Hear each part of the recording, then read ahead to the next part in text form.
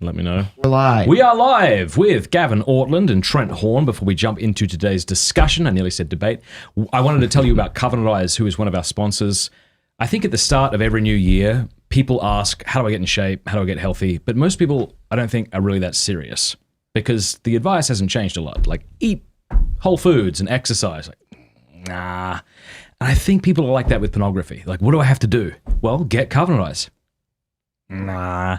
So just get bloody Covenant Eyes. If you're somebody who struggles with pornography, if you have children and you don't want them to struggle with pornography, maybe there's an alternative app out there that you can get that I don't know about, but you should have Covenant Eyes. It's the best filtering and accountability software on the web. It doesn't just block the bad stuff. It gives your accountability partner a report of where you've been online. So imagine if you're someone who struggles with pornography and you're on your computer. If someone was standing right behind you, watching you, at what point would you say, sorry, Frank, I can't help myself? You're probably not. That's what Covenant Eyes does. Go to covenanteyes.com, use the promo code MattFradd, one word. You can try it for 30 days for free. And the customer support staff are all up in Michigan, so they're there willing to help. Covenanteyes.com. Covenanteyes.com. Trent, Gavin, hi. Howdy, man. Hello. How will you feel? This is great to have you in the same room. Last night was an excellent debate. You both did really well. Yeah, it was super fun. What's it like coming down off of a debate? Because I'm sure you get amped up. I know for me, I'd feel like a ton of anxiety, hoping that I'd do well, knowing I'm not going to be able to say everything I want to say. Yeah, how do you feel right now after that? After a debate, my first craving is to go to McDonald's. It has become like a debate ritual for me. I'm just like... You really treat yourself. I do. I'm just like, you know what? I have an adrenaline crash right now. Is that what you do? After every debate, like I'll tell Laura, essentially I do a lot of them on Zoom at home. And then when it's done, it'll be late, like 8 or 9 o'clock at night. And because usually I don't eat like a big dinner before a debate. Like you don't want your stomach all weird. Or I'll have like a little tiny salad. But then when it's done, you're like, all right, I'm done. It's over. I can relax now. My adrenaline's crashing. Just super hungry, and I want something bad for me that will like put me in a coma. So I want 2 double cheeseburgers and 2 small fries because they have the $3 bundle at McDonald's. It's a great deal. Yeah, I feel peace and relaxation afterwards. It's kind of like after a sermon, you've put it all out there and you're just sort of calm. The challenge will be a few days later when you watch it and you think, this is what I could have said differently or that kind of thing. But afterwards, there's great reassurance. There's always that where you're just like, to go back and do this different or that different. But that's kind of like, it's kind of like anything when you do books or when you do a sermon. There's this phrase, art is never finished, it's only abandoned. Yeah.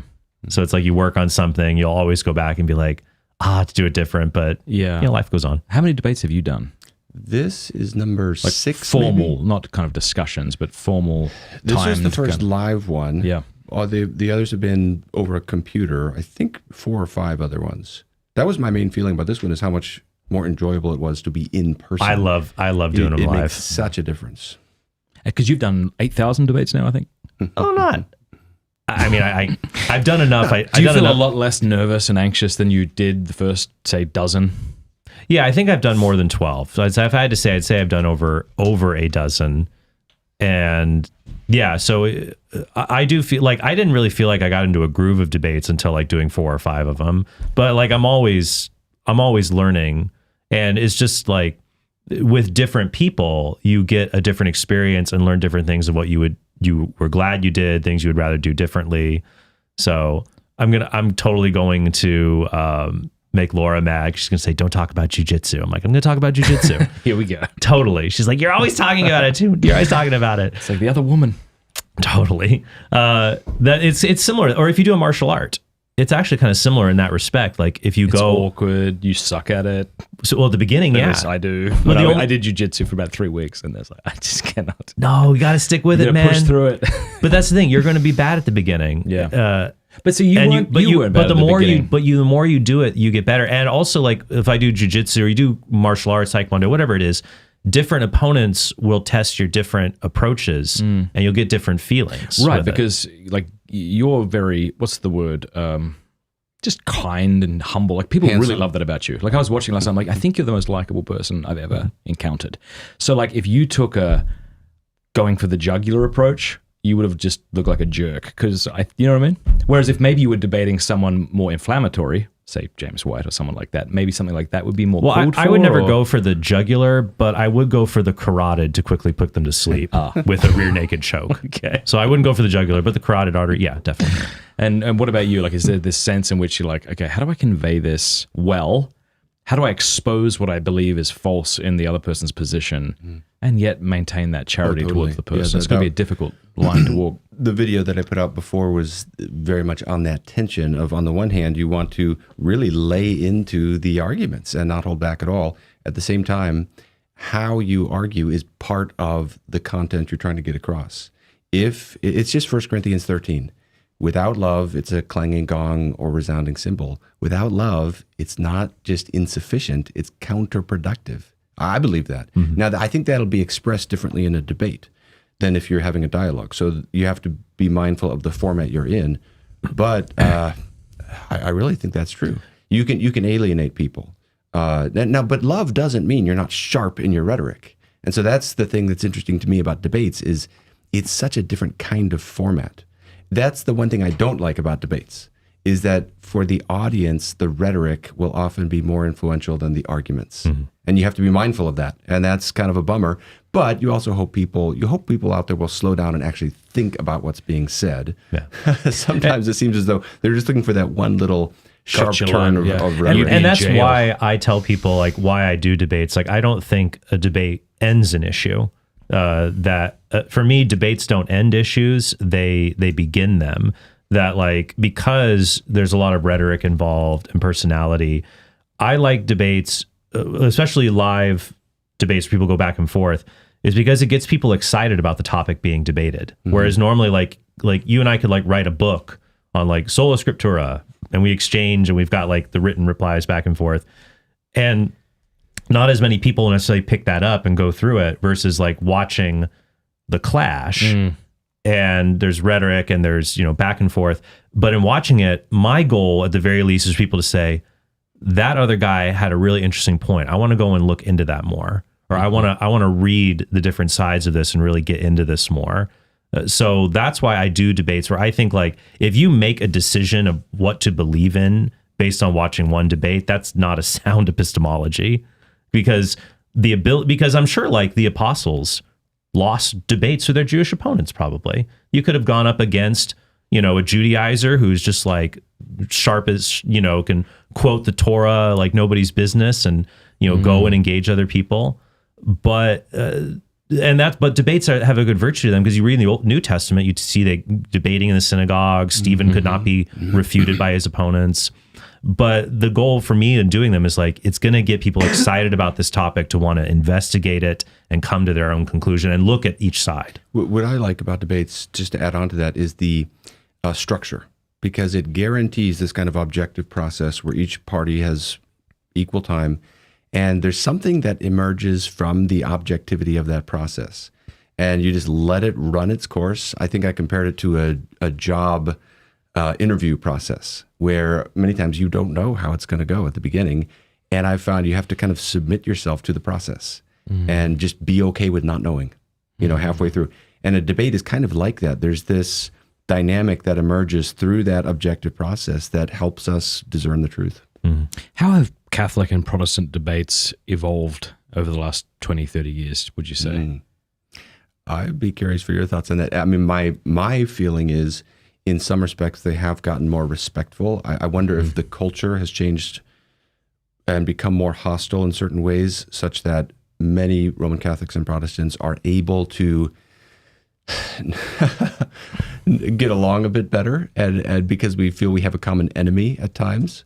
Well, yeah, you think back to, like, especially like the late 80s, early 90s, kind of like the heyday of Catholic. Well, I guess if you look at it, so after the Second Vatican Council, so in, like, the 1960s, you have, like, a modernism movement. You have Time magazine has that cover, God is Dead, in the modern age. And so you have a revival, especially within Protestantism, like the Jesus Freaks, the 1970s, like these kind of revival movements. And from that, their big goal, like in the 80s and 90s, is, like, rescue Catholics. And, like, so you have And so there's this big response, which would encourage like Carl Keating and others and Scott Hahn and Pat Madrid to answer these arguments. And so first time you have this clash coming together where you have people where, it's the only thing we see is just like each other and we're going at it. But then after the early 2000s, when you have like the rise of the new atheism, suddenly it's like, and not just the new atheism, but like you see where cultural morality has just cratered. Mm-hmm. We suddenly realize, hey, we have a lot more in common than we think. We got to work together. It's also interesting, though, in terms of the content of debates. If you go back and watch a Sola Scriptura debate 30 years ago, I think we were just saying this before we started, a lot of the basic issues are the exact same. Mm-hmm. The same arguments get rehashed. And so in some ways, you almost feel discouraged that we've not made more progress on some of the basic talking points. But I like what you said. Each debate, it's an unfinished process. And so over time, you make progress. If you're listening, if you're just trying to score a rhetorical point, you're probably not going to make any progress. If you're really sincerely concerned for the truth, I do believe we can make progress over time. From my vantage point as a Catholic, and I'd love your feedback on this too, it felt like Catholics were just kind of sitting ducks for Protestants. We didn't know our Bible as well. A lot of there's a lot of anti-Catholic rhetoric. I don't know, what would I mean by anti-Catholic? Well, I think by anti-Catholic I would mean like you are actually a force of evil in our culture, not just you're wrong. Yeah. And there was a lot of like whore of Babylon and you worship Mary. Because I make it just real quick. Go ahead, yeah. And so it was actually really nice, I think, for Catholics to see people like Pat Madrid come out swinging. And we really appreciated that finally I think that's why I appreciated that more aggressive type of apologetics. And then maybe what we did is we misunderstood Pat Madrid's arguments, and then we strawman the Protestant position, and then we found out, okay, things are a bit more complicated. It would really be nice if they understood us better instead of strawmanning us, and be good if we understood them better. And so I think that, Well, I was just going to say that I agree that I try to be careful with labels. Just because someone is critical of Catholicism, I don't want to give them the label an anti-Catholic. Certainly not. Yeah. Just like I wouldn't want to be considered an anti-Protestant. It's like, I'll refer to people as maybe like a Protestant apologist or a Reformed apologist.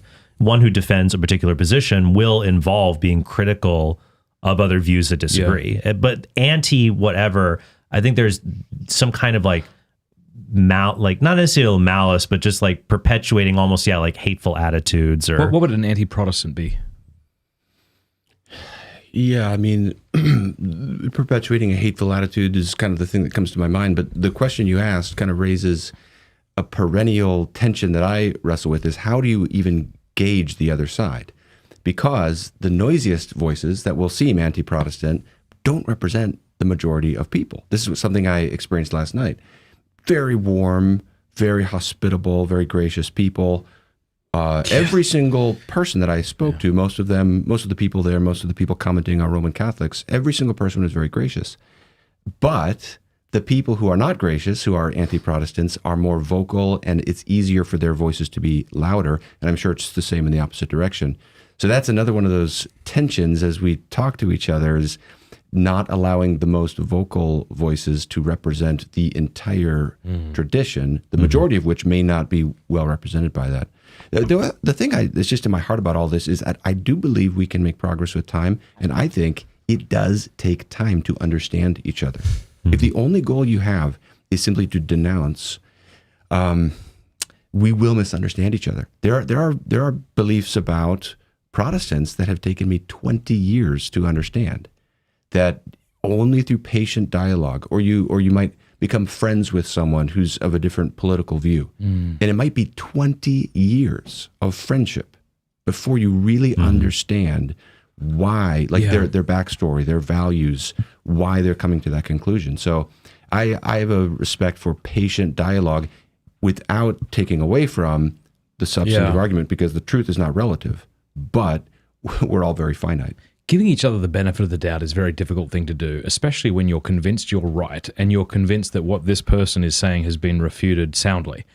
But and so we're tempted to say things like, well, this person's lying. And I think that too when I'll watch trans activists speaking. I think I was listening to something the other day, I'm like, okay, I think this person like really does believe this. So trying to understand what they're saying and kind of responding, giving them an off-ramp, as it were, I think is the way to go. Just sort of saying, you're a liar. Well, I am, something that reminds me, I think it's called Hanlon's razor. And it's just an adage, don't attribute to malice what can be attributed to ignorance. Yeah. And so I try to err on that.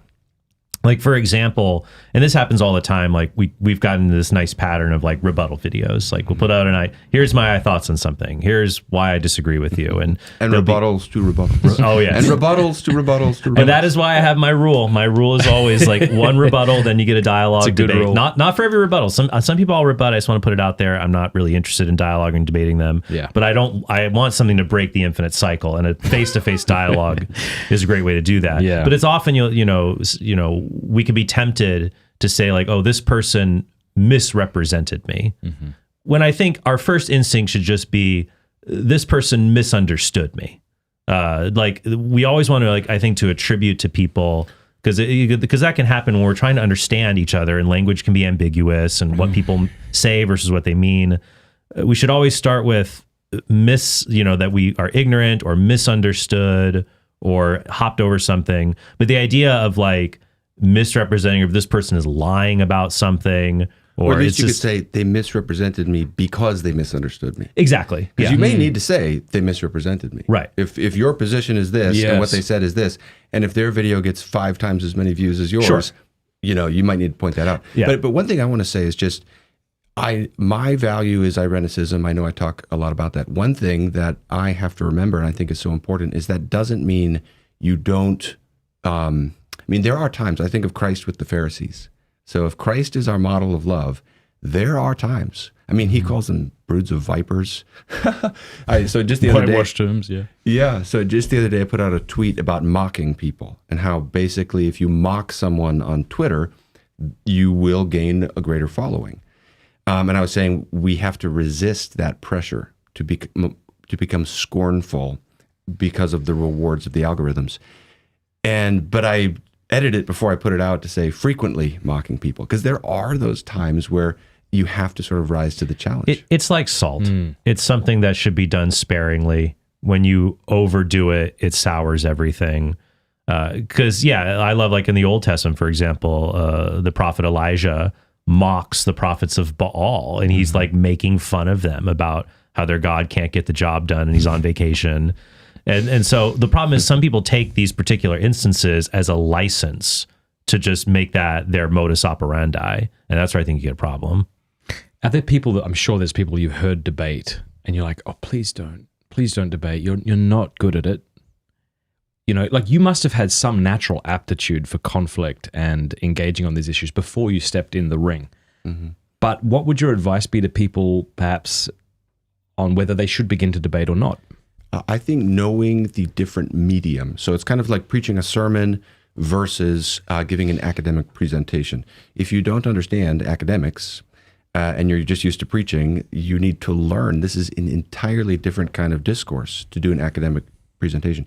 Similarly, pastoral ministry, academic work, those are both completely different from debate and apologetics. Right. It's a completely different style of discourse. So you just have to learn the rules. And that's hard. It takes time. I did debate in high school. And then I didn't do debates after that until a few years ago. But just learning the value of preparation, I think preparation is 95% of a debate. You can't do it in the moment unless you're a super genius. You have to be basically prepared for whatever you're going to encounter beforehand. So you're just ready to go in the moment. And then thinking about sound bites and rhetoric and succinct expression that will catch the ear. I think those are some of the values. So people just need to learn, and think through, am I good at those skills, I guess. Yeah, it's hard because I don't want to tell someone you have to bat 1,000, like you have to be perfect. Like I've done debates where I'm like, I probably would have done that a little differently, or, always being self-critical. But at the same time, I have seen some debates, whether it's a Catholic or just a Christian, like a Protestant. I've seen Protestant Christians debate atheists, and I've watched, and it is highly unfortunate to watch a train wreck with your side. Yes. It's just like, that's what prevented me from watching the Hitchens-Cragg debate. I had watched a few people debate Hitchens, and he just skewered them. And I thought, I can't watch another debate where my guy loses. But I watched it and I was obviously pleasantly surprised. Of Craig course. wiped the floor with him. But yeah. And so like You when do a I disservice. You can do a disservice to the gospel if you're too prideful to be able to acknowledge that I'm not good in this format. well, I think if you want to do debates and dialogues, you have to treat it sort of like boxing. Laura's going to be rolling around her head. Stop it already. My only other hobby outside of apologetics is like your first round can't be with the heavyweight champion. Like you're going with other people in your division. So if you're someone who's like, I want to do debates like Trent or Gavin does, it's like, okay, go on like a smaller YouTube channel and give that a try. Like I watched a debate once with a Protestant Christian debating a it was clear it was like his first debate. And it was with an atheist apologist who had done like 60 debates. And so it was like watching Mike Tyson go up against a total rookie. And it was just like, it was just pain. And the person also didn't have a particular aptitude for debate, like with the manner in which they spoke, for example. So I think if you do it, you have to be humble, recognize your limits, and also have, the book of Proverbs says that a plan with many counselors succeeds. So like to have other people who will honestly tell you if you're on the right track. Like you don't have to be perfect, but they should be able to see you have a knack for it. And as you do it, there's a trajectory of positivity. But you got to have those people who are not yes men, who are willing to tell you, I don't know if this is the gift you're called to, which is the same. You might encounter someone they could be like a brilliant theologian. And you've probably had this. You meet Protestant authors, brilliant theologians, and they give a sermon and it's a dreck. Yeah. And one thing that we can do is just, if someone out there is wondering, should I do debates? You can do one that's not public. Right. You can find an atheist friend and just spar with them, and then things grow out of that. But if your motive is, I want to, be known and I want people to watch this and that kind of thing, you might just dive in too quickly. So that's another thing. Not every one of our conversations has to be for the cameras. Yeah. We can just talk without, and taking away the public audience really depressurizes things. It's a great way to learn. You say 95% is prep. So here's a question for each of you. What is something in your preparation, because obviously you're kind of studying perhaps what Trent's written and vice versa. We'll start with you, Trent. What are some ways that Catholics misunderstand what Protestants are saying about Sola Scriptura? What would you like Catholics to stop saying because they haven't better understood it? Yeah, here's a classic one. I've seen a retort to Sola Scriptura is, well, why would we believe in Sola Scriptura when the Bible itself says there are many things that Jesus did that were not recorded? So they'll say, well, how can Sola Scriptura be true? Look in John's gospel. It says there, hyperbolically, there's so many things that Jesus did. There aren't enough books in the world to record them. So Sola Scriptura must be false. And the obvious rejoinder to that is we don't need the Bible to record everything that Jesus did. The fact that there are things Jesus said and did that are not in the Bible is not a threat to Sola Scriptura, because one could just say, well, look, the Bible contains within it those things that Jesus and the apostles want us to know, and that's what's important. So, and the same with either side. I have seen different arguments when I go through. I'm like, oh yeah, I don't. That would be one misrepresentation there, that Scripture contains like a totality of knowledge, or even a totality of theological knowledge, would be beyond what its defenders claim. There are so many on both sides. I mean, there are just so many. That's where. That's where you hope for more of that patient dialogue and understanding while we keep arguing, because so often the criticisms it's like missiles being shot that don't hit the target in each direction sometimes. I think for Protestants, sometimes we just don't understand that advocating for a high view of Scripture is not enough. I mean, you hear Protestants argue like this all the time, that, well, they'll quote verses in Scripture that are saying positive things about the Scripture, as though that established Sola Scriptura. And I'm kind of amazed when I hear that. And you just think, a Roman Catholic will agree that the Scripture is the inspired Word of God, that it is infallible. You need to go more further than that to get to that. The other thing, sometimes Protestants are so overly ambitious, and they think that you can, get the entire idea from one verse or something like that. And so, there's a great need for caution. And that's a difference in approaches that I found compared to yourself. Like if I was to engage people on Sola Scriptura, there are going to be different approaches. Like some Protestant apologists will say, well, I've got this in the bag. It's in 2 Timothy 3:17. Which I didn't even mention in my... And I was prepared for that because I didn't know if you'd want to throw that out there. Like, oh, you never know what'll happen. But there are some that'll say, look, let's look at the Greek, 2 Timothy 3:17. It's all right there. We're set. Game's over, folks. Let's head out and get a cigar. Versus more of the prolegomena epistemological approach that you take. So you have to understand that people will take different approaches to these things. How do we hold to things that we don't feel fully certain of? In the 13th century in Italy, let's say, you probably had Catholics and then you had those Muslims over there. You felt pretty set that you were right. It's difficult today interacting with a whole slew of people who hold a whole variety of opinions that conflict with yours, and you know they're not stupid. And so I don't know, I can see that in a time of like confusion, we desperately seek certainty. And maybe that's why we get into polemics, like you're just an idiot, because then I can be right. But there are a lot of issues. Like if you and I were to go back on Sola Scriptura now, I don't think I'd come close to sounding coherent. And maybe that's true with you, of other people, and I don't know if you or not, but how do we hold to things that... Yeah, this is one of the comments I see most frequently that I have a lot of compassion for when someone is saying, wow, both sides seem intelligent, both sides seem compelling. How in the world am I to make up my mind on this and have a conviction and live in light of that conviction when I don't have the time to become an expert on this? And there's all these different options.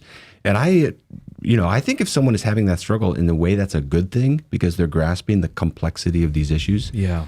One of the things I like to encourage people is that study is important, but I believe the peace that comes from your convictions isn't mainly from study. I think that's a piece of it, but I think it's this sort of holistic engagement at every level of your being. And when that is your approach to truth, it leads to a kind of peace. So if people are thinking, well, if I just study more, then I will be settled. A lot of people are trying to find their identity in their beliefs. And so when they have that uncertainty, they will feel like their very identity is threatened. And I often wonder if that's where a lot of the more ugly polemics come from. It's like, this is threatening the core of my being because I found my identity in all these things. Yeah. So maybe the better approach is you find your identity in the core of your faith, the gospel itself. And then different beliefs, some will be very close to that, some will be very important, but there'll be a spectrum of importance, and you don't put so much emotional loyalty on these things out in the periphery. That at least helps you get started a bit, it seems. Does some of the peace too come from knowing that you're being honest with yourself? Like, to the best of my knowledge, to the best of my study, this makes sense to me. I don't know how to have this not make sense to me. I know I could engage with somebody on this issue and maybe they would refute me and I wouldn't even understand what they're saying, but... Oh, yeah. I mean, it's a comforting thought the way Christ is so responsive to faith. And I believe God values sincerity. So if you are full-blooded, wholehearted with every level of your being seeking truth, I think we know we have a God who will honor that. Yeah. I'd like you to respond too about that, having peace when there's a lot of people who disagree with you, but I take tremendous comfort in reminding myself that Christ isn't looking to damn me, that he desires all men to be saved and to come to a knowledge of the truth. And the idea that there's some historical technicality that I haven't carefully considered and therefore, that... Well, I think we have to understand that for any position, of any major position, you're going to find an intelligent representative of it that you don't feel capable of refuting. So it doesn't follow from that. Well put, yeah. That doesn't follow from that none of them are true. So clearly some of them have to be right by process of elimination. Like either atheists or theists are right about God. It's mutually exclusive. Christians or non-Christians are right about the resurrection. Catholics or non-Catholics are right about the papacy. So someone has to be right. And I think that, it is important to realize like you can know something is true even if you can't show it to other people, and to not completely get lost in the books. While study is important, but to to pray, to draw close to God, especially among Christians, trying to discern where is the fullness of the gospel, where is God fully given the deposit of faith. And I think whether it's Christianity or Catholicism, there can be, like, if you're 50-50 on the fence, you're just like, I can't make a decision. I'm 50-50. Like, whether it's like, I really want to be Christian, but I'm not fully convinced. I'm right on the fence. Or I'd like to be Catholic, but I'm like on the fence. I'm not sure. Sometimes there is merit in just living out that thing that you want to be true, even if you're just straight 50-50. Yeah. And if the evidence could go either way, well, just pick the one you want to be true. Yeah. And then it might settle a bit after that. That's a bit how I thought of the goal of my book on the existence of God, which I gave you the wrong title for last night. Sorry, but that was my fault, not yours. Yeah, good. No problem. I felt bad butchering your title, but it wasn't. Yeah. No worries. In my own mind, the way I thought about that book, and Pascal was the great influence on this, is if I can get the reader to 65% probability that God exists, I'll be happy. But what I want to do then is layer on top of that this sense of, wow, that would really be an expansive, wonderful thing if God does exist. Yeah. Because I don't think you need to get people to 100% to move them at a practical level. But especially if you're touching the heart. That's my great interest with arguing for the existence of God right now.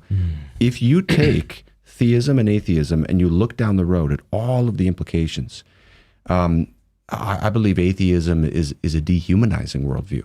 I believe it robs us of those values that almost no one can actually fully be consistent in embracing that. What that means for love, what that means for our conscience, what that means for how you relate to your children. If you really think through the implications, it is a devastating worldview. So I think helping people see the affective dimension helps and reduces a little bit of the pressure on the intellectual certainty that we might feel we need to maneuver someone towards. That's good. I'd like to move into this conversation about God's existence. It'll be nice to have the two of you on the same team.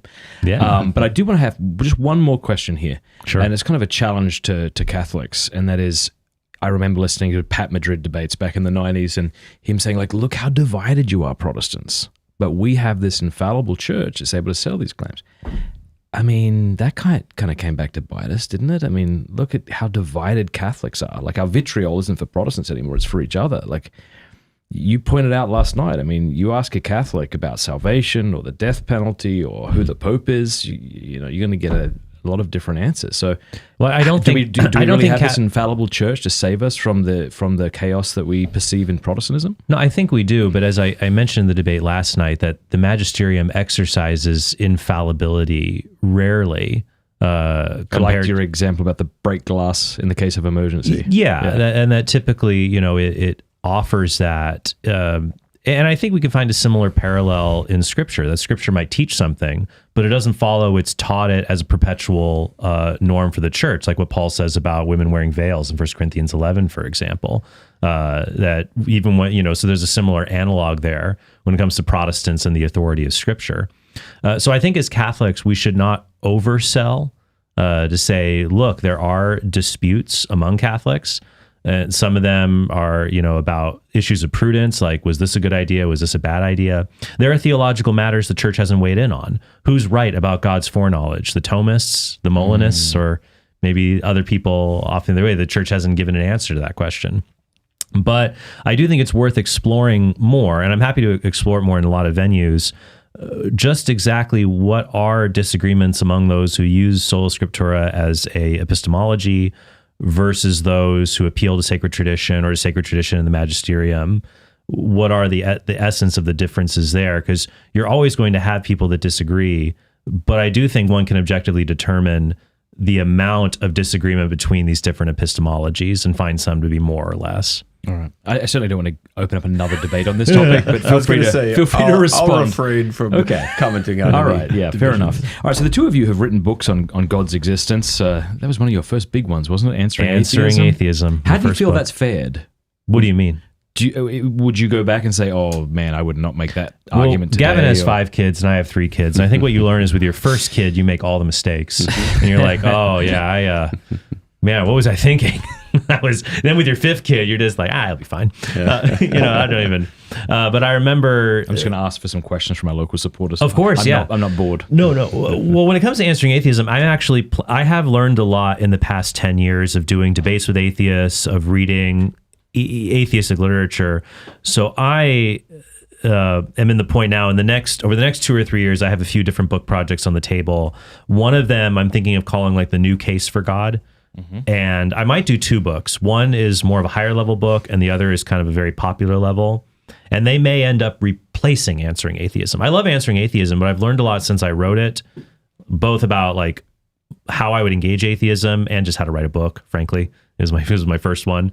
That I think, because there's been a lot of arguments done recently, like I love the work like what Ed Fazer has done, Rob Koons, David Oderberg, Alex Pruss, Josh Rasmussen, who is an excellent Protestant philosopher, actually. He really is, yeah. To really take the arguments that I had been using and refine them. And they've been refined as I've done debates with different atheists. To like, in every debate I do, it's sort of like in The Incredibles when Syndrome's master plan with the Omnidroid is like he builds them and he has the supers fight them to find their weaknesses. And he just repairs them so that it keeps getting better and better for each super that they fight. So like with my arguments for God, any of my arguments, whether it's for God or for Christianity, whatever, the more debates and engagement I do, it's like, oh, there's a weakness there. I can fix that, and then it'll fare better the next time I go out and engage people. So yeah, when it comes to that, I like Answering Atheism, but instead of doing a second edition of the book, I'd like to do just like one that's like highfalutin tootin', maybe like 8 people will read it, and then just something more distilled. And a lot of authors are kind of doing that. William Lane Craig does that. He'll write his like book that for a German press that's like ridiculously thick, and then like the popular one for people. Just real quick, that self-effacing joke you made about William Lane Craig last night was hilarious. Can you reiterate that when you were saying, I don't want to have to debate William Lane Craig, and thankfully I don't have to? That was excellent. Well, he's got the debate chops. Now, I will say this when we talk about people like doing debates, be the best version of yourself as a debater. I've actually read articles and my friend Randall Rouser has talked about this. I've read articles about it where people at Biola and Talbot will they will study to do debates, Christian debates. And all they study is William Lane Craig. And so like when they're doing their debates, they unintentionally adopt his mannerisms, his quasi Midwestern accent, so they call them Craig clones as a result. So it's like, if you want to do debates, don't be a Gavin clone, don't be a Trent clone. You can learn from other people, but be yourself. Yeah, fair enough. And then your book recently came out. Tell us about that. Yeah, it came out fall 2021. It's called Why God Makes Sense in a World That Doesn't. It's an argument for the existence of God. It is casting traditional arguments in a narrative frame. So it's going through these classical arguments, the moral argument, for example, cosmological argument, and casting them as the basic building blocks of a story. So it's saying we can look at the universe as a story. And so the moral argument is the drama of the story. The Christological argument is the hope of the story. And then it's drawing attention to both the basic intellectual argument, but also the beauty of theism. So I'm saying look down the road at naturalism, the philosophy that there's nothing beyond physical nature, and theism, just to take those two options. Which one is more plausible as a story about the world, but which one is just a better story? I start off the whole book with the passage about Puddleglum in the silver chair, where basically, to really whittle it down, he's saying, if a naturalistic way of looking at things was true, I would absolutely hate it. I wouldn't want to give myself to it. There's nothing of nobility or value in that draws me to it. So it's kind of getting into what people call the axiology of theism, the desirability of it. And so it's trying to hit the head and the heart. I will say since then, now my interests have kind of pushed in a different direction into what we call cultural apologetics. And what I'm really interested in is how we address the despair in our culture. I'm actually really curious what you guys would think about this, but I just have the intuition that there's a lot of hopelessness right now. And I think most people wouldn't walk around saying, I'm in despair. Yeah. But I think deep at a sort of semi-conscious level, I think most people in a secular culture struggle with feelings of a lack of transcendence, in their life, loneliness, lack of community, a restlessness, a spiritual restlessness, these deep things going on underneath the surface. So I'm really interested in kind of asking, what do we do about that? How do we speak differently in light of that? What does an apologetic look like that touches those dynamics going on in the human heart in the culture right now? It's been interesting to see how the new atheism had its heyday, around 2008, 10, something. And then it felt like it dropped off. And it felt like Jordan Peterson, who's not a Christian, right, kind of stepped in and pushed back against the overreach of the atheists. And I think stop arguing about God and clean your room. He's like a don't be a lobster about God. He's like a gateway drug to Christianity in some ways, because he is, I think, addressing in some ways that kind of despair. Mm-hmm. Yeah. Well, I think sometimes it's interesting. I remember once I was talking with an atheist friend about this. I was discussing this with John Steingard, he's a deconstructed evangelical. He was previously a Christian Protestant.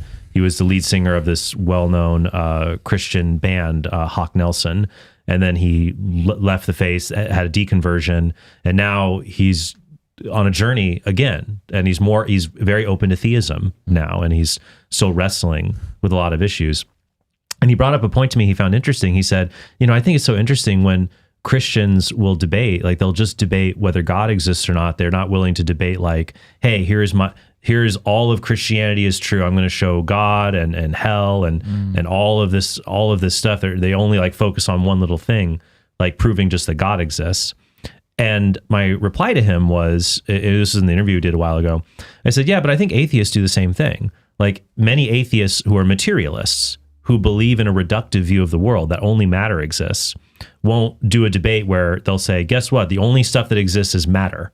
They'll just debate, well, God exists or he doesn't exist. And because it's easy to say, oh, well, this being God does not exist. It's easy to poke holes in like one statement. It's a lot more difficult to construct a worldview and to say, this is the way reality is.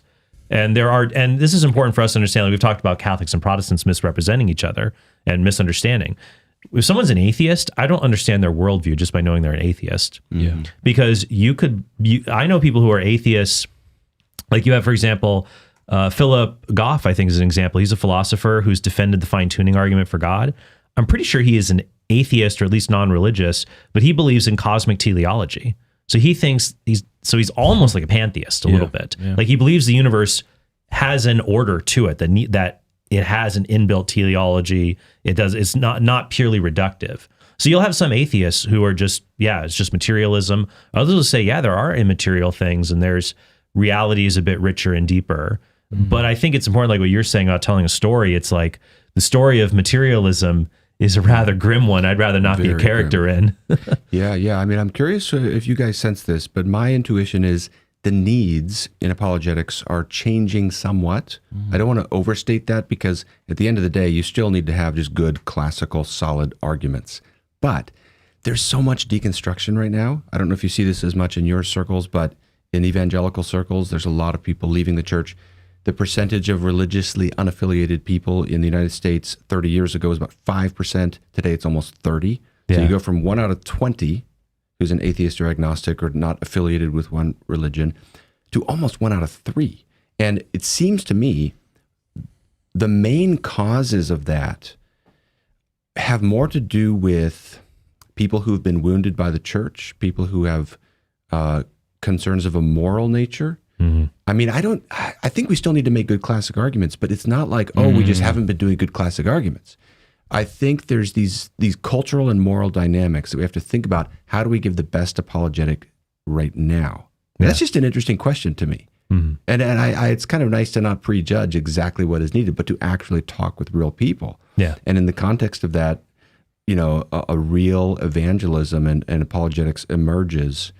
So it's kind of an exciting project to think about. It's almost like Paul in Acts 17 versus in Acts 13. In Acts 13, he's in the synagogue. He just quotes scriptures and says Jesus is the Messiah. In Acts 17, he's in Athens and he starts way further back. And he essentially is starting with the doctrine of God, and he's giving you the entire framework. And I almost feel like that's more the need right now. You need a whole framework. Sometimes you might even need to start with just the idea of truth before you can even argue about God. Yeah. But do you think we're so tired of the God debate that we're not even willing to give it a hearing? But if on Joe Rogan's show someone talks about us being characters in a video game, and that's what reality is, like, okay, this is new, and I'm open to hearing the arguments. That makes sense to me, given how AI is developing. It's just, that seems like a more plausible idea for many people than God. Or I think, and I wonder why. Well, people, they crave novelty. Like, as human beings, we are naturally wired to seek out that which is new, often to our detriment. But so like that desire for novelty is also conjoined with a bad habit we have of what am I trying to think of here? It is kind of like a lack of appreciation for, this is the phrase, familiarity breeds contempt. Familiarity breeds contempt. And joined with the desire for novelty, it's like, oh yeah, I heard all the God debates. I heard all the Sola Scriptura. I've heard all that. I heard all that.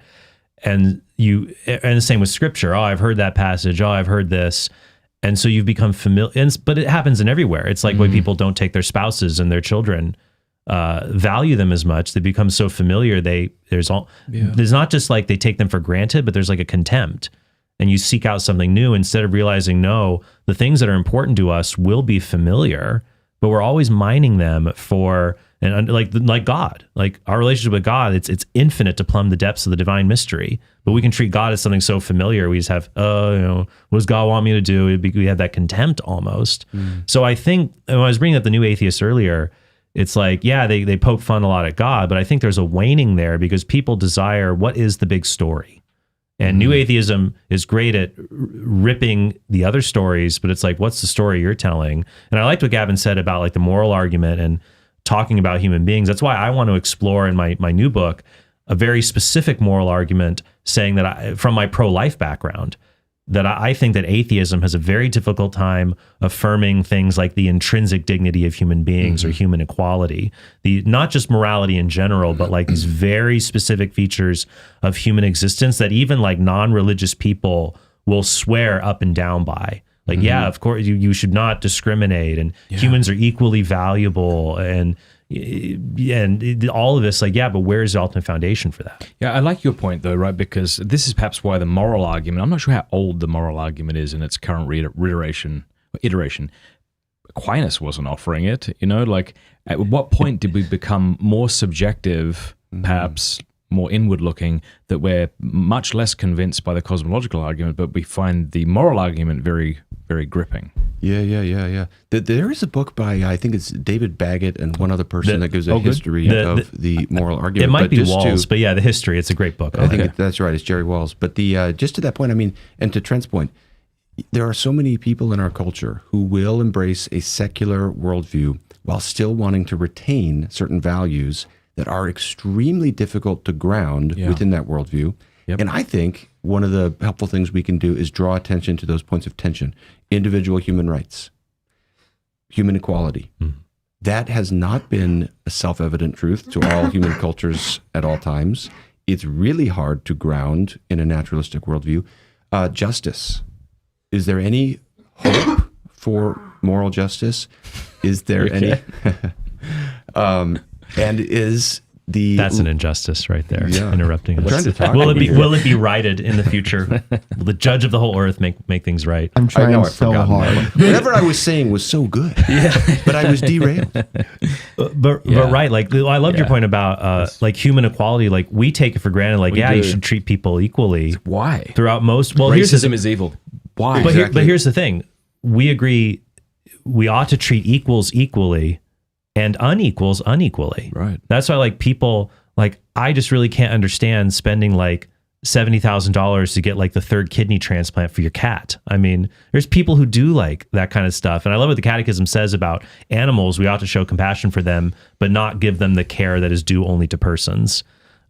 So not to get on people who are on their third kidney for their cat or whatever, but so when you look at, you treat equals equally, unequals unequally. Yeah. It's important. So if we're going to treat humans equally, we have to ask, well, what is equal about us that justifies that? Yeah. Because we're all different, especially in things that we normally associate with value, like cognitive development. Even the potential, because some atheists have told me, well, we all have an equal potential for cognitive development. So that's why we're equal potential for rationality. That's why we should all be treated equally. Now, one, if you're going to run with that, then you should really be pro-life, because fetuses and embryos have that potential too, just as much as an infant does. They're not going to be rational for months or years. Two, there are human beings who don't have that potential, like someone who is severely disabled. Like, you meet someone who has a very difficult, severe disability who will permanently lack rationality, or someone with Alzheimer's or dementia. Yet we don't treat them as just like disposable goods. But why, when we have cognitively superior non-human animals, we do use them instrumentally? Well, if the only thing is the difference is, well, they're biologically human. Well, why is the fact that we have those 4 chemicals in our DNA, ATGC or whatever, why does that matter?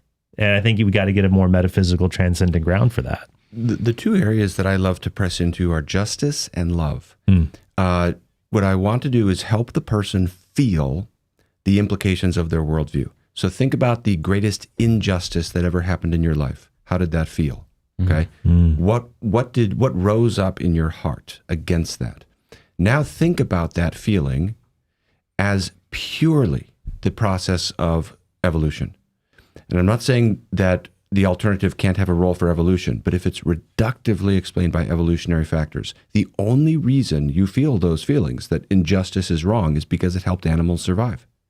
We could have evolved completely differently, such that our moral intuitions about what is just and unjust would be the opposite of what they are. So there's no objective referent for that longing for justice, and there's no transcendence to it. There's no significance to it. It is purely a survival mechanism. It is only there. Now, if you really think about that, I would say that's devastating. I would say that's hard to live with. And the same for love. How does it feel when you hold your child in your arms? I remember that feeling for my first child. How does it feel the way you feel about your spouse, your friends? Okay, now that's only there because it helped your animal ancestors survive. Can you live with that? Which isn't the same question as saying, therefore it can't be true. Right. But that's also a helpful thing to really press people to feel, because I would say it's devastating. Well, yeah, it reminds me I have like kind of a similar, like there's this Euthyphro dilemma for Christians. Like, is something good because God says so, or does God say so because it's good?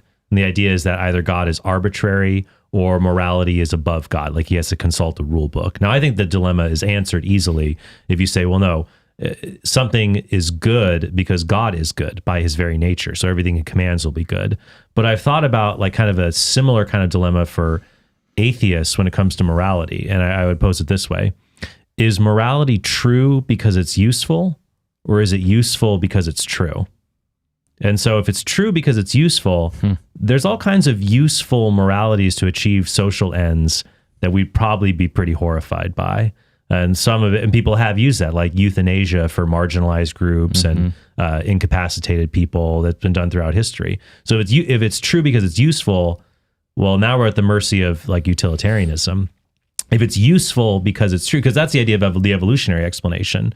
Well, we have these moral beliefs because we evolved them.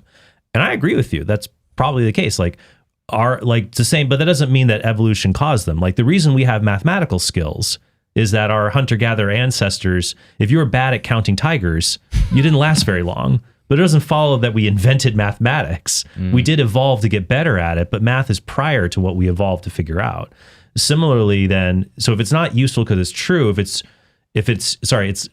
not true because it's useful. If it's useful because it's true, then we have to ask, well, what makes it true? And it's not the fact that it's useful to us. We have to look for a more prior explanation. I like that. That's a nice twist on the moral argument. Yeah. I also think it helps to get creative.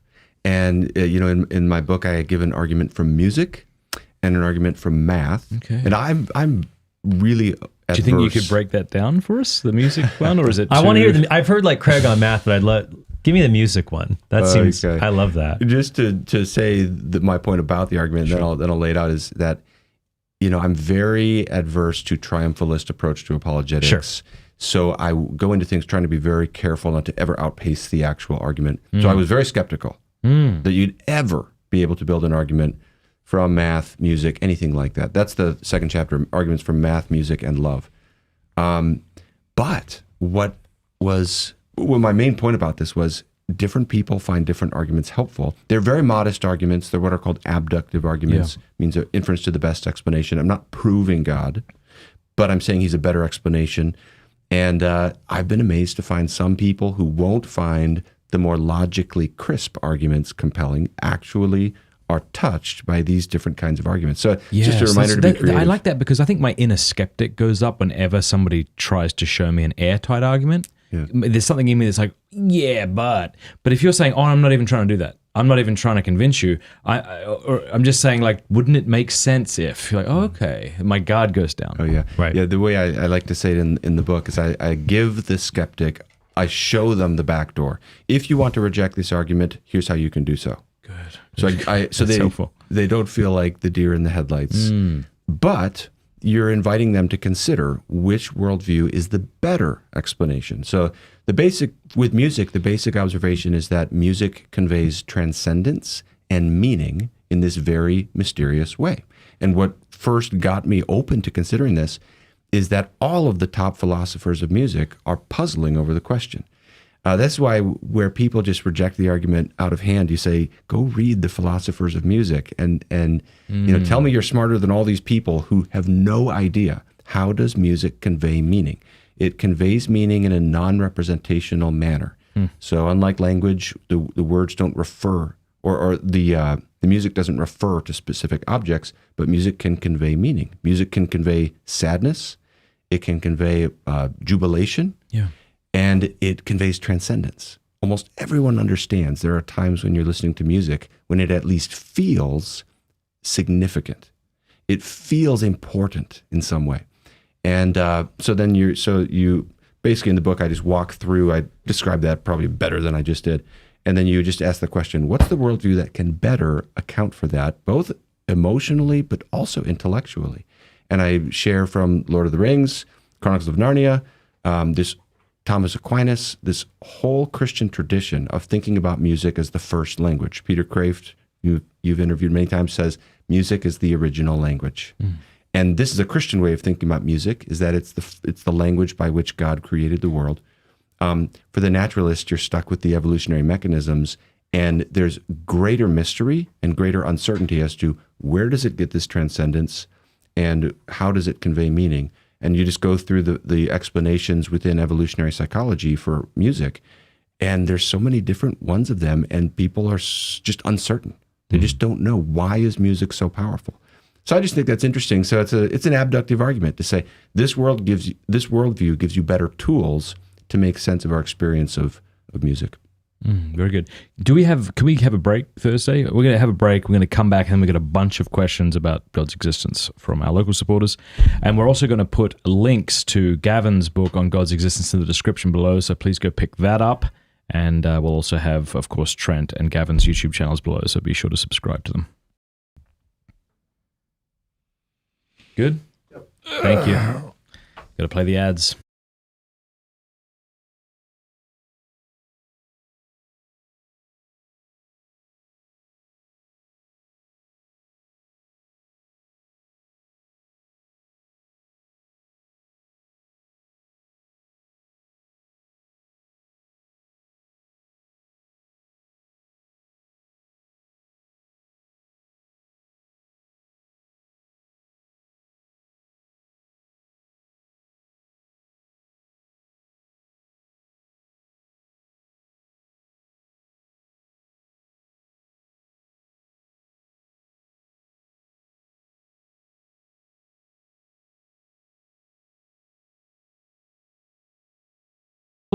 company that sold everything Catholic, and in so doing not only support that Catholic company, but support Catholic artisans and craftsmen as well.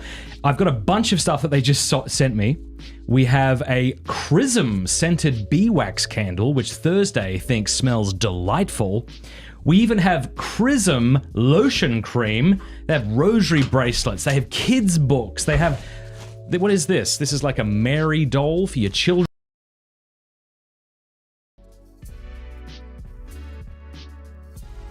Bunch of stuff that they just... So if you haven't yet got the app Hallow, what are you doing? If you have a smartphone, go and download Hallow. But first, go to hallow.com/MattFradd. Hallow is the #1 Catholic prayer and meditation app on the web, and it's fantastic. And it actually beat TikTok recently as far as in the App Store. Did you know that? It's crazy. No, I didn't. It's legit. Hallow.com/MattFradd. Go over there, sign up. You'll get 3 months for free. If at the end of the 3 months you don't want it anymore, you can quit and you don't have to pay a cent. They have sleep stories. They'll help you pray the rosary. It's really fantastic. Also, if you've got kids, it's nice to play little sleep stories for them. Hallow, HALLOW.com/MattFradd. Click the link in the description below. I want to say thank you to a new sponsor, everythingcatholic.com. Maybe you like Amazon, but you're tired of giving them money. What if you could give your money to a Catholic company that sold everything Catholic, and in so doing not only support that Catholic company, but support Catholic artisans and craftsmen as well? I've got a bunch of stuff that they just sent me. We have a Chrism scented beeswax candle, which Thursday thinks smells delightful. We even have Chrism lotion cream. They have rosary bracelets. They have kids' books. They have... What is this? This is like a Mary doll for your children. Rosaries, kids' books, all sorts of stuff. Go to everythingcatholic.com right now, and when you use the promo code PINTS, you'll get 15% off. So go support an excellent Catholic company, as well as I say, excellent Catholic small businessmen and craftsmen. Everythingcatholic.com.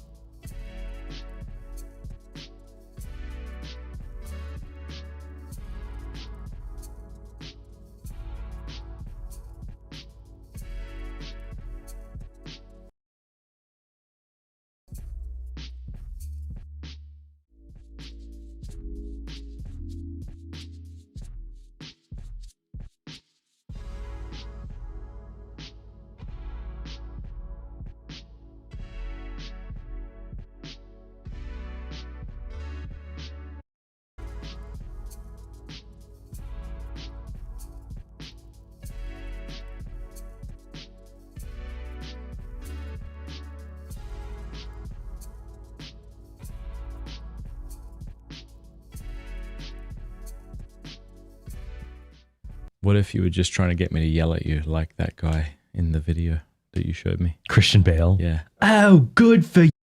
All right. So we have questions from our local supporters. There's a lot. I only asked 10 minutes ago. There's a ton.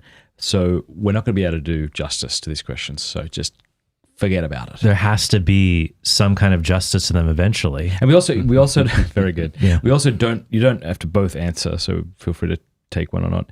Okay, Amateur Catholic says, good for him for knowing that. Does recognizing human dignity or morality prove God's existence? Sure. Next question. You wrote it. Is this in your book? You talked about objective morality. Not directly, but a bit. I mean, it comes in with the moral argument to some extent. I mean, we were talking about this a little bit earlier too. I would say yes. I think the challenge we can put to our secular friends is simply, what is a human being in your worldview? And what gives a human being intrinsic value? And I think those are challenging questions to answer. Jared George says, former Jehovah's Witness here with a question for Trent and Gavin. What's the most compelling argument you would use when speaking with a Jehovah's Witness? I've tried many with my Jehovah's Witness family and haven't had any luck. Yeah, I find it's difficult, like just engaging in biblical exegesis. Like I actually don't recommend Christians just start going through the Bible with them, just saying like, because they like study all the time about how to interpret things and get into the Greek of John 1:1 and you can leave your head kind of spinning. I like to make it more personal. Just ask them like, okay, well, why are you a Jehovah's Witness? What were you before? And why do you believe the Watchtower Bible and Tract Society has this authority, this divine authority? Why should I trust them?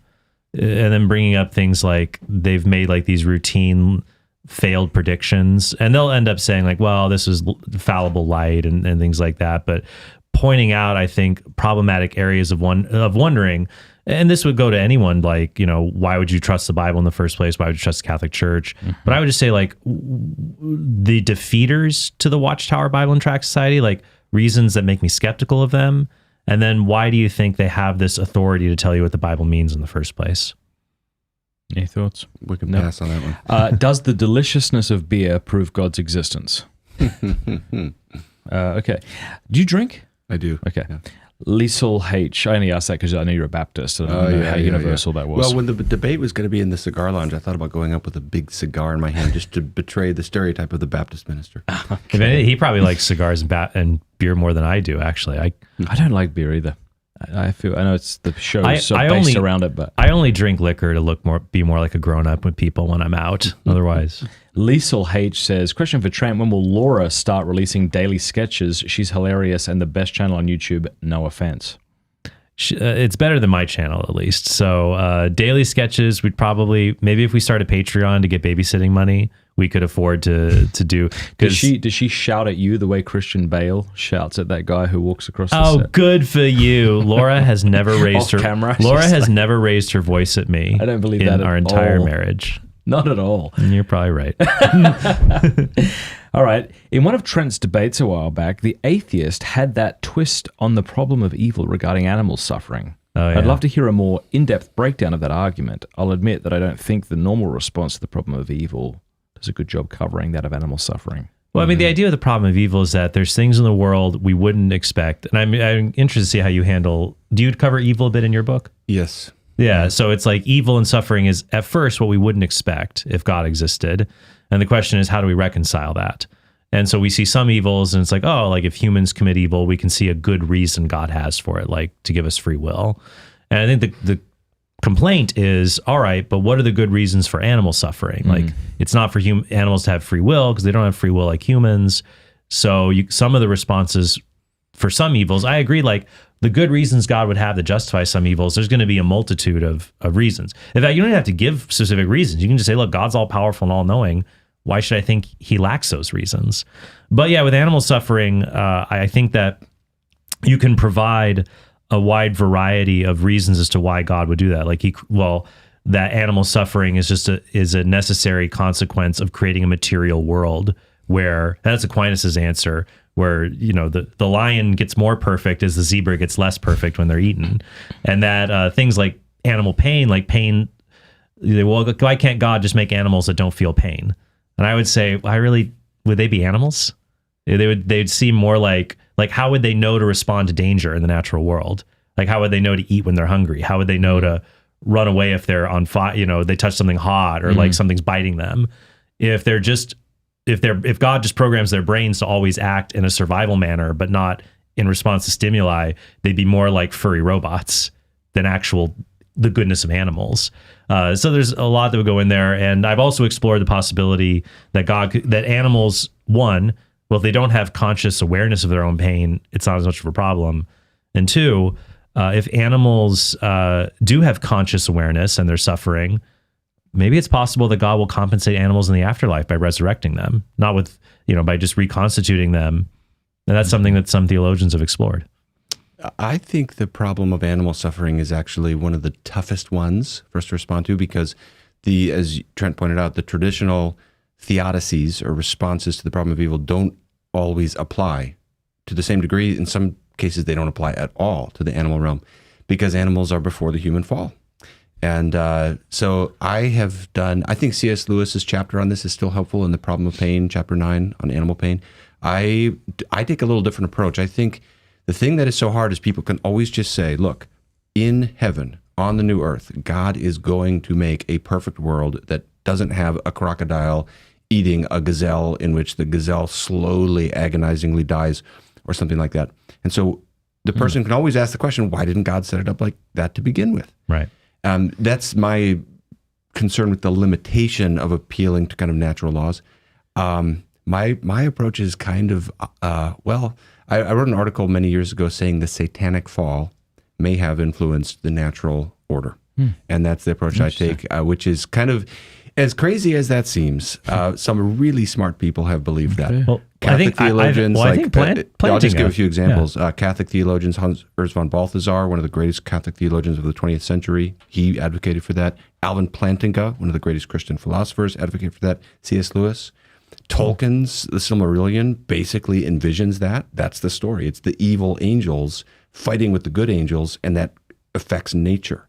So that's not my argument in actual apologetics with a skeptic, because it's not going to gain much ground. Have you read Tolkien? Do you believe in Satan? Yeah. But Sure. as a Christian, I actually think that there's at least a possibility there. Sure. Speaking of Thomas, he says that the herbivores wouldn't have become carnivores because of the fall, that they were carnivores prior to it. Yes. Oh, right. Yeah, no, So it wasn't the fall that affected animals. he believed that they retained their carnivorous and predators existed prior to the fall, was his view. Can I ask a question about that then? So this has always been my biggest problem with theistic evolution, is that it seems that it has to allow for pain prior to the fall, like animal pain prior to the fall. It is interesting that Thomas is there an didn't have a problem with explanation for that? Yeah. Because I just can't get over that. What Thursday's asking about is my personal greatest intellectual struggle in my journey of faith, of just this process by which we all came about seems so brutal, so clumsy. It's pain. Are you talking about evolution? Yeah, the whole yes. But even if you don't have evolution, so I just say the problem of pre-human natural evil. Because even if you're just an old earth creationist, same problem. You've got death, disease, pain, and apparent futility. And there's one quote from a skeptic who says, any 3-year-old can see this whole process of reproducing and killing by the trillions is not an efficient way to create. So, but I think there are some responses, and that response about the satanic fall at least gives you some conceptual space to say, this, you don't necessarily have to say this is exactly how God set up the world. You can't, because we all believe there's been another fall before the human fall. We all think evil began before human beings. And so that at least gives you that conceptual space for a kind of fallenness theodicy for pre-human natural evil. There's more to talk about with this. We'll talk more. Yeah, I think your concern there would be two arguments about pain before the fall of man and death. What I would say is that Scripture teaches that human death came into existence at the fall, not necessarily death itself. So I don't see a contradiction there in Revelation. The concern would just be, would God have a good reason for allowing animal suffering to exist for, well, I guess if you're an old earth creationist, it's tens of thousands of years. If you're a theistic evolutionist, hundreds of millions of years. Would God have a good reason for allowing that to take place? And that's something I've engaged in other work, and I hope to engage at greater length in my next book. Just real quick, I want to point people to Kyle Keltzer's book, Thomism and the Problem of Animal Suffering. I've had him on the show before, and I enjoy what he had to say. Okay, Jared Peters says, logical arguments for God's existence aside, what is a time in your life when you most experienced God's existence? I think when I was praying at the site of Golgotha in Israel. I went on a pilgrimage there with my wife, I don't know, about 12 years ago. Before we were married, we went with a group, and before we were married, and just praying there and putting your hand on the rock of Calvary, like just something about, and there is good historical evidence the Church of the Holy Sepulchre is, it's the correct site. Like there's the Protestant tomb of Jesus in Jerusalem, which is very picturesque and beautiful. Garden doesn't have the historical claim, but like when you're in the Church of the Holy Sepulchre, and like when I just like put my hand there and just like, I don't know, of just like bringing everything together, that our faith is not just like a great story, but one rooted in a time and place. Like you can read the Gospels, and I love just like all the references to the reign of Tiberius, and this is when and where all of this happened. Different when you read other myths that are once upon a time, and just making it so real, concrete, and historical. That was a big deal for me. The two things that come to my mind would be just very specific answers to prayer that are very hard to account for, and just the experience of that and the sense of God's provision through that, and then seeing God at work in people's lives in the context of ministry. There's ways that people change way down deep that it's just hard to explain apart from the truth of the gospel. What if, says Dr. Rosemary Peter, everything we believe about God is a figment of our imagination? That would suck. But what if everything we believe about reality is a figment of our imagination? Possibilities are cheap, and so they shouldn't bother us. There's all. What if? Who is that? Sorry, keep going. Well, what if your spouse doesn't really love you and they're just pretending? Yeah. What if she's a Russian agent? What? Yeah, she's part of the disinformation campaign. That's the thing. There's lots of possibilities. Just because something is a possibility, it shouldn't trouble you. Doesn't mean it's probable. Yeah. Any thoughts? Or What if we all live in the Matrix? Yeah. We can keep going. Yeah. I actually went through a bout of solipsism when I was about 16, and I didn't know what the word meant. I'd never been introduced to it. Afraid teenager thinks I they're was the just center. so afraid. They think they're the center of the universe. I also was afraid I was infallible. Anyway, okay. M. Mendillo says, I found some atheist friends will use an argument of continual expansion and regression, i.e. multiple big bangs, to prove that the universe had no beginning. How do we navigate this understanding of an infinite past? That is why I like to make the cosmological argument, or the argument for God as the first cause, not just about the beginning of the universe. So this is the Kalam version that William Lane Craig has popularized. The universe began to exist. Everything that begins to exist has a cause. Therefore, the universe has a cause. It's a great argument, but you get sucked up into these technicalities of what if our universe began from another universe or from the multiverse, and now you've got to engage with that. If you just go to some of the other varieties of the cosmological argument where you're just arguing back more generally, not from the beginning of the universe, but from contingency to necessity, you kind of avoid all of that. Yeah, I want to remind people, we paid Dr. Ed Fazer to record a 7-part video series for our locals members. So if you become a local supporter, you can get access to all those videos, but basically the first way isn't dependent on hierarchical causality. So, even if Aristotle was right and the universe never had a beginning, his argument would still show that there must be God. And I would agree. I think the cosmological argument does not depend on the universe having a beginning. You can make arguments for the universe having a beginning using philosophy. So I like variants of the Kalam argument, especially those related to the work of Andrew Loke, L-O-K-E. I kind of like his variant of Kalam that I'm working with, that I've used in my previous debates, who people will see with atheism. I've modeled some of these arguments, Loke's argument and Pruss's argument from causal finitism, the idea that causal chains just can't be infinite, and because of that, the past must be finite. Even if there were expanding universes prior to ours, there couldn't be an infinite series because infinite causal chains are contradictory. And then finally, I would say that there are scientific observations that would preclude this infinite oscillating model, that it seems like there is enough dark energy in the universe, and given its expansion, that there will never be a point where there's enough gravity to cause a recontraction of the universe to prevent that perpetual oscillation. The catechumen asks, is it logically possible for God to not exist? No. I would say no. No. So what that would mean is because God is logically necessary, there is no possible world where God does not exist. In order for something to be logically possible, there must be a possible world where God does not exist. So, for example, it's logically impossible for a married bachelor to exist. So that means there cannot be a possible world where there is one. Every possible world lacks one. So, there are people who believe, there are philosophers like Richard Swinburne who believe God is factually necessary, like he's indestructible, but there could have been a world without God. But I think the arguments from contingency, the other arguments, certain modal ontological arguments show it is actually impossible for there to have been a state of absolute nothingness. Given that something exists there's a necessary being, so there always would be at least just God. Just one sentence. Anselm has a great line in his book, The Proslogion, where he basically just says, God cannot even be thought not to exist. You can't even think of it. And yeah, chew on that. Well, what I would say there with Anselm, someone that, well, I can think of God not existing. It's not hard at all. I'm like, well, are you? Or are you just thinking of a blank black canvas with a sign that says God does not exist? Because in philosophy, there's a difference between epistemic possibility and metaphysical possibility. So just because you can conceive of something, it doesn't follow that it could obtain in reality. So for example, there's mathematical formulas like Goldbach's conjecture, whether every every even number is the sum of two primes, I think is something like that.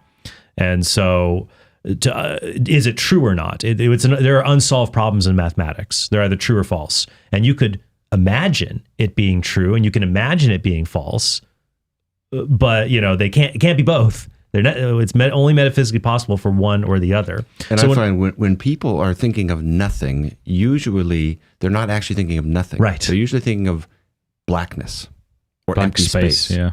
But that's not nothing. We're not good at these thought experiments. If I said to you, like, Matt, what would it feel like to sit in an empty room? Yeah, I wouldn't be empty if I was there. Well, let's say you were there, but it's a room that's completely empty. Like, how would it feel to be in a room like that? Okay, this isn't a trick question. Okay, so you're actually not like, well, there's walls and a floor. Okay, it would feel, I don't know what it would feel like. Quiet, lonely. It'd probably feel asphyxiating. It doesn't have oxygen. You bastard. So, but the problem is we have these ambiguities. So like, we're not good at imagining these things. And so when it comes to God, you might epistemically try to imagine it, but it turns out, given that things do exist and they need this necessary foundation, what we believe is epistemically possible and imagining God's non-existence turns out to be metaphysically impossible. Katie asks, what is divine simplicity?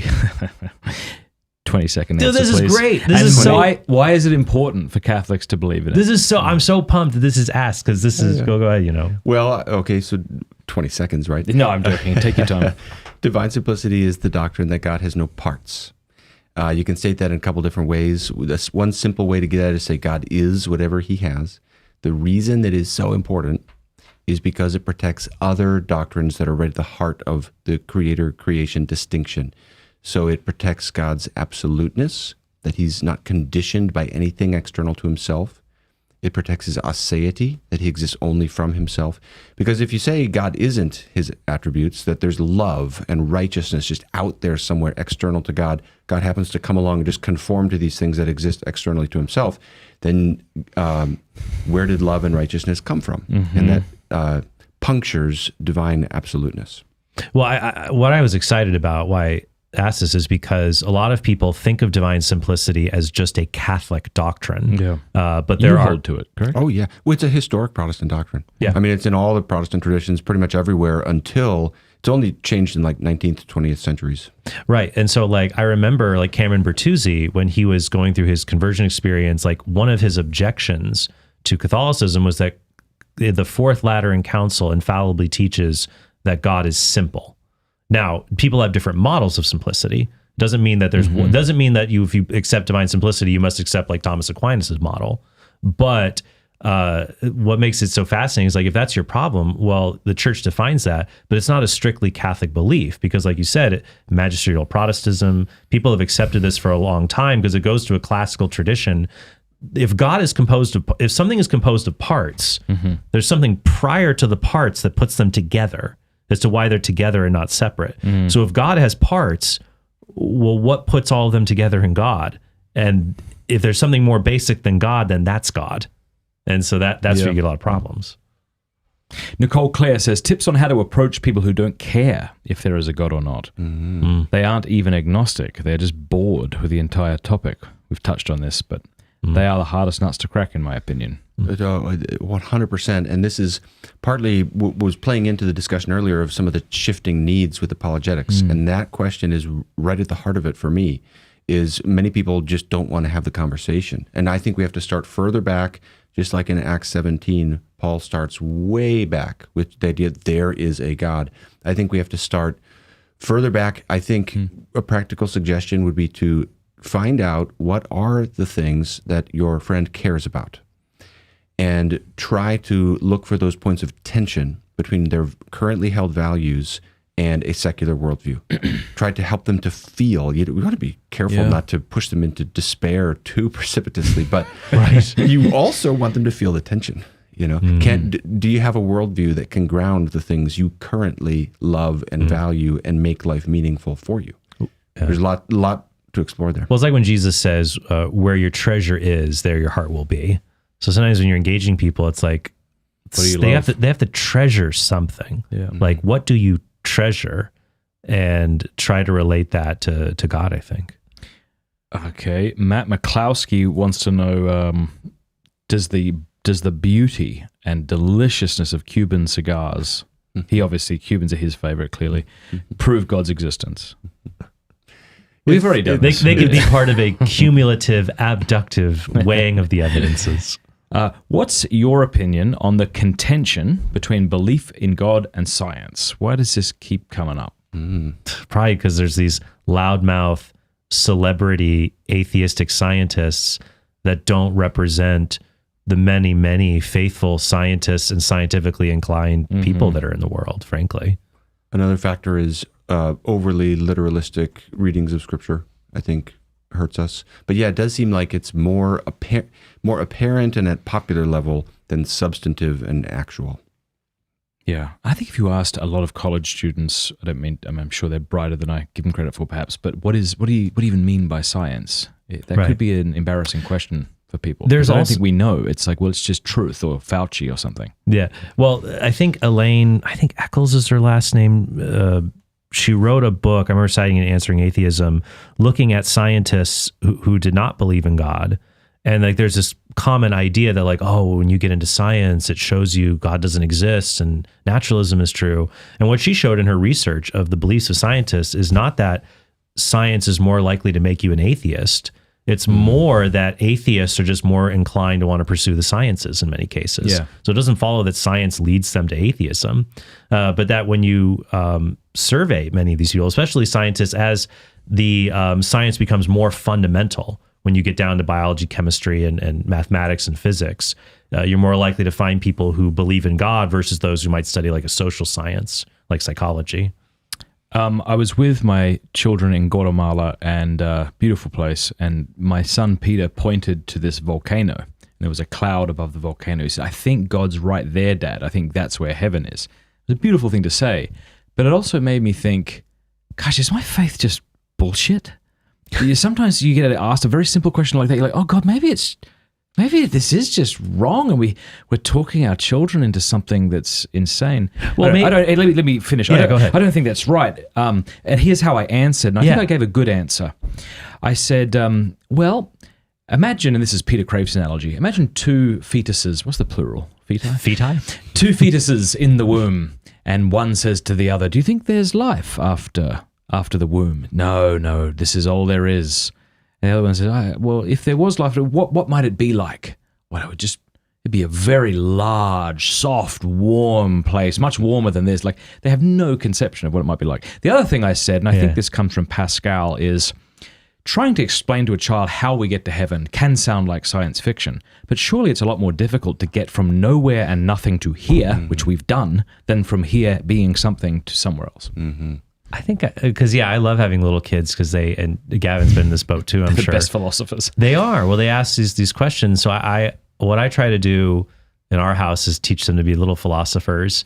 That'll come back to haunt you. Poor Laura, she's going to stay at home with little Trents. The problem is now, especially with our oldest son, he's a little lawyer. Oh. And he argues with us, and he often wins his cases, and it makes us feel like text me over Slack. Yeah, sorry, he's trying. No, you're Slack fine. is down, Matt. He puts forward this case that makes us feel like a rule or a punishment was truly unreasonable. We have to rescind it, and so I'm concerned at his arguing abilities at the age of 8. But I might ask them, why do you think God lives there? Like, why there instead of down here? Well, because it's high up. So God lives in a high up place. What might be higher up than that volcano? Yeah. Could we go higher? So you're like God's not here. He's over all of this. Like, how could we get higher than that? And then I might play around with like drawing a stick figure on a piece of paper. Yeah. Edward Abbott has a great novel from the 19th century called Flatland, Yeah. A Tale of Interdimensional Romance. Yep. And to help people understand, like, well, what is God like? It's like if you drew a stick figure in a house, you know, it's like for that two-dimensional figure to understand us, like up and trying to get beyond that, but to know there's something beyond what your limited finite view is. So that's really helpful. But have you not ever had that experience that I've had where somebody asks you a simple question, you're like, oh my gosh, I've somehow talked myself into this elaborate myth. Oh gosh. Now, in defense of myself here, and I think Lewis talked about this as well, he said the importance of faith is it helps you to be sort of steady in whatever you happen to hold to. He's like, there were times when I was an atheist, but the whole thing, the whole belief, the whole idea of atheism seemed very improbable. Now that I'm Christian, I have those moods as well. I think it helps to just be able to acknowledge that and not feel that there's a shame factor with having a stab of doubt now and again. Yeah. That's actually perhaps a sign of a healthy faith. Shows how much you care. It shows you're thinking about it. I think it was Tim Keller. He talked about every good faith has some doubts. Your body needs antibodies. You need some. If you don't have any doubts ever, that's not a healthy faith, probably. And but what you said of just going, it's a comfort in those moments to go back to the basics. So one of the things you mentioned is, okay, think of the alternative. Doesn't it take a lot more faith to think that something came out of nothing? And you go back to those basic, like to me, it's like the metaphor I use is when you're walking up a steep staircase and you put your hand on the railing and you kind of steady yourself. There's a couple of arguments that are like that steadying. For me, I like that. And the cosmological is one of them. I like that analogy a lot. I like what you said about the antibodies, because it's like if you always protect yourself from doubt, that like you think like, oh, I've never had my faith challenged, like I'm going to be really healthy. It'd be like somebody who like never let themselves get a cold or like never went around anyone who was sick and always like was shut up and hypochondriac. But then it's like, oh, I'm really strong now. It's like, really? Or will the slightest breeze like send you into the hospital? Like you're just not prepared to engage any of this. And real quick, Pascal used to talk about how I used to struggle with this so much. Why doesn't God make it clearer? Why doesn't he just make his evidence so plain that we all see it so clearly? But Pascal talks about God set up the world the way it is because there's something that is good for us. Do we really need total clarity? Would that be what our soul needs? Or is there a good purpose that can come about through there being moments of ambiguity and struggle like that? And Pascal is a comfort in that way. Daniel James had to argue the existence of God with somebody who will only accept physical evidence. He says scientific physical evidence, so to broaden it a little more, but often we do treat atheists treat God like this thing I think that sometimes I should be able to find. what I might say is, so you want me to prove the non-physical creator of everything with only physical evidence? Like, I guess I would ask them, what do you mean? And just try to make sure we're having a fair engagement. I guess I might say, well, why does it have to be physical evidence? Why can't it just be evidence? Mm-hmm. Like, why? And then ask for a reason.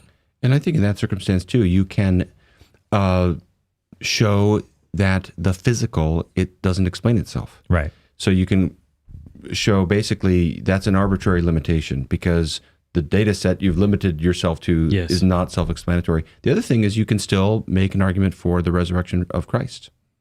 That would be within the realm of what they're limiting themselves to. And I've been amazed. Like that was another one that I went into skeptically thinking, historical arguments like this, it's probably way too difficult to assess levels of probability. I was blown away by how strong a probabilistic argument you can make that the best explanation for the launching of the Christian church is the resurrection of Christ. I like this little story. Imagine if you said a man goes down to his child's sandpit with a metal detector, and after an hour and a half of painstaking going over every square inch, comes up, wipes the sweat from his brow and says to his wife, that settles it. There are no diamonds in that sandpit. And of course, the problem is it's not meant to detect diamonds or Legos. And yeah, okay. and science, an inductive method of investigation we've invented to discover truths about the natural world isn't meant to. It's the wrong tool. You're going to need something else. Good. I think we're through them all. Oh, wow. Here's a good one. This comes from HJC1, probably not their real name. How does your belief in God inform the most important aspects of your life? Most important aspects of my life, I think it's like, I was bemoaning this the other day, that sometimes all of our mental energy goes into events that we have no control or authority over, and thereby robs us of the things we ought to have authority and control over. So if I spend all day wondering what Pope Francis said on an airplane or what Joe Biden just did, but I ignore my children and my wife, it's like my circle of influence is shrinking while my circle of concern grows. And so I say, for me personally, I hope it is to remind myself that I have to love my bride, I love my children, and be faithful and good to them, and not let the peripheral things. But I think my faith in God inspires that. For me, what we mentioned a moment ago about those stabs of doubt, one of the things that comes with that is the sense of meaninglessness if God does not exist. And that's one of those things that stabs at you sometimes in a moment of doubt of, does your life really matter? Are you really making a difference? To answer this question, it's an incredibly enthralling thought that as we believe God does exist, the opposite is true. Everything matters. Every single moment of your life is filled with meaning. If you believe in eternity, that we're all funneling towards heaven and hell, that everything is pushing towards this great divide, and that what we do in this life affects that, every single minute of your life matters. There's a great passage in C.S. Lewis where he talks about this, but just that idea that the way you treat anyone in your life has literally eternal consequences. And so it's almost like you look down the road at each of these worldviews. In a atheistic worldview, it is hard to ground meaning in any robust sense. In a theistic worldview, meaning is just infinite. Everything matters. And I think that's another one of those points to leverage in our culture where people are so thirsting for meaning. Thanks. Yeah, it'd be pretty similar that in looking at my life, it's not just some accident. It's not happenstance. Like, I guess one of the biggest things, like, as a father having 3 children, it's like, this is not like the reason these particular individuals exist is because they were entrusted to me. The reason that I have encounters with friends and strangers is, obviously we have free will, but also there's a divine providence that orders the world so that I have these encounters with other people that have immortal souls and that matter in that regard. And just being able to take a step back and look at everything. I think someone once said that coincidences are just God's sense of humor. To be able to see the larger drama in the world and the value, especially in the other human beings that I interact with. And then, it just gives a great sense of hope and knowing that I haven't, because I think that you could maybe come up with meaning if it turned out God didn't exist, but it'd be a meaning of your own making if you worked really hard at it. It's a kind of playful nihilism. If you're really sturdy about yourself, maybe you could sail through it. But the idea that I don't have to prop all of that up. It's like I can just take comfort in knowing there is a bigger drama unfolding that I am a bit player in, that I am a bit player in, and I'm grateful to play the part God gave me. And I think that if I don't know what are my lines? Well, love the Lord your God with all your heart, mind, and strength. Love your neighbor as yourself. And if you run with that, you can't really go wrong. I'm concerned that sometimes I treat God more like a philosophical argument that's accurate than an omnipotent being who's very, very aware of what's taking place in the world. Does that make sense? This is why I love charismatic people. I personally probably aren't what I would consider charismatic, but I love people like that because they act as if God exists, whereas I'm afraid that sometimes I act like a syllogism is true. I think I'm a highly, highly introverted charismatic. So I believe in all of that, but I'm just deathly terrified of praying like this. But otherwise, I'm just the charismatic who's That's good. Yes. All right. Yeah. Final question. This comes from Daisy Strongen.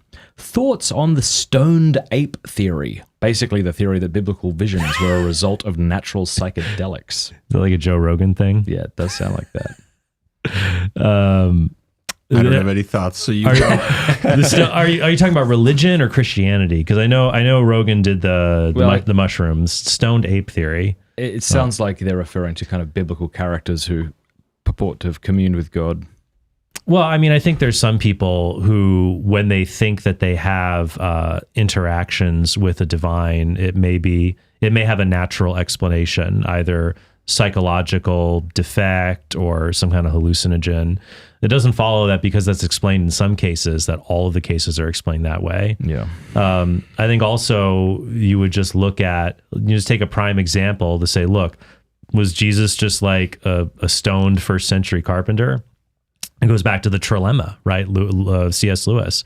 Lord, so I guess it's like quadrant: Lord, liar, lunatic, and now I can't pick an L with laid back. Yeah. Laid back, man. It's all good. When you know people who are disconnected from reality through psychedelic drugs, they tend to lack the virtue of wisdom. Usually, they and when they do speak about things, they might talk about things like what the philosopher Daniel Dennett calls deepities. It's just it sounds like a deep thought, but then when you listen to it, you're like, that actually doesn't make any sense at all. It's like when people say there's no objective truth. Like, it sounds great when you were 14. Maybe what we are is what we will be. Yeah, that's right. But it's just like stuff like that. Kamala Harris. Yeah, exactly. But when you listen to the scripture prophets, especially just our Lord, listen to Jesus, he just doesn't sound like your stoned out friend in the college dorm spouting things. Yeah. All right. Well, as we wrap up, what do you all got on the horizon? What's new for the two of you? This has been my last of several trips for the early part of this year, so I'm looking forward to being home more consistently. I'm going to finish a book that I'm working on right now. It's called Why Protestantism Makes Sense, The Case for an Always Reforming Church, due to the publisher at the end of May. That releases from Zondervan Reflective August of 2024, so it'll little bit of a delay before it comes out next summer. This summer, I'm going to be throttling back and doing some personal sabbatical because it's been such an intense about 2 years. What will that look like? Well, I'm still thinking that through, but the thing that I struggle with is when I take a break from YouTube, I'll have this desire to do something, and it really doesn't feel like it would be a tax upon me. I don't know if you've ever experienced this. And so then I say, well, is it a worse thing for me to sort of be so disciplined that I can't make a new video or something like that? Is the more restful thing to just not feel like I need to. And so I think what I'll probably do is maybe about one video per month, something like that, but just really throttling back, spending time with my family. This fall, I'm going to start a new project, two things, one on divine hiddenness and one on what I mentioned earlier about the problem of modern despair. So the sense of nihilism that is kind of resonant throughout the modern West and how that gives us an inroad to the gospel. So those are my two projects. The general tilt will be a little bit more towards cultural apologetics this fall. Thank you. Probably just helping Laura make more Too Far with Laura Horn. Important stuff. Best use of my time. Probably just, continue to engage with non-Catholic distinctives, whether it's other Protestants or non-Christians or atheists or moral issues in the Council of Trent. I really want to start working on this atheist book. I've already written several chapters. It's so difficult because each subject I address could be a whole book in and of itself. But I'm hoping to do that over the next 18 months or so, and maybe one or two other book projects on that. Sabbatical sounds like so much fun. How long are you doing it for? June and July. Okay. Just those 2 months. Does that mean you go into the office or that you stay home the whole time? Well, see, when I say sabbatical, this is why I need the sabbatical. I'm a full-time pastor, and we have 5 kids. And then there's the book, and then there's YouTube videos, and then there's other writing projects and other things I've gotten roped into. So sabbatical doesn't mean actually sabbatical. It just means stopping like 2 of those things. Oh, I see. Yeah, so I'll still be pastoring, preaching every week. Nothing will change in terms of my actual full-time job. Yeah. But in terms of YouTube and writing, I just, it's so much fun, but I really believe in the health of just taking breaks. So if anyone wants to do attack videos on Gavin Ortlund, June and July is what you want to do. Line them up, cue them up. That's right. Good stuff. Well, thanks so much. I mean, last night's debate was really terrific. And if people who are watching right now didn't watch that, please be sure to watch that debate.